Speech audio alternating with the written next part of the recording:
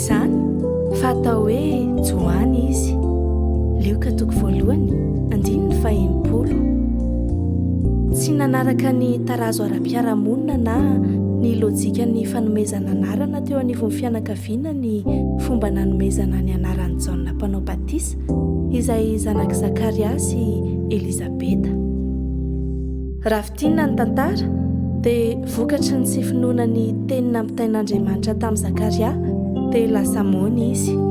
Koa rehefa niteraka ny Jaona i Elizabeta dia nanoro hevitra ny amin'ny atao anaran'ilay zazakely ny lafikavana sy ny mpiaramonina ka nilaza tamin'ny ren'ilay zazakely ary ny anaran-drany hoe Zakaria no saika hiantsoana azy.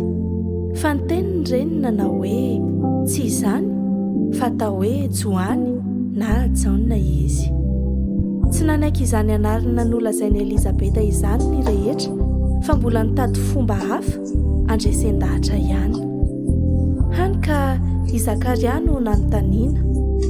Koa satria mony izy dia notoloran'izy ireo fitaovana noratana. Ary inona hoy isika no nosoratany?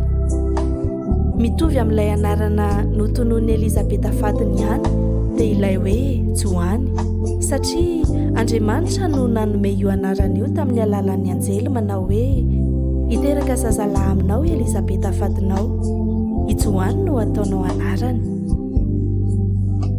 Mampianatra antsika ny soratra masina fa mila mifankazatra amin'Andriamanitra isika mba hamantarana ny sitrapony. Mila mankatosy mino azy isika amin'izay ambarany na dia tsy manaraka ny lojikan'ny olombelona azy izany. Mila mijoro ampahendrena omba pasahiana isika mba hanambara ny sitrapon'Andriamanitra.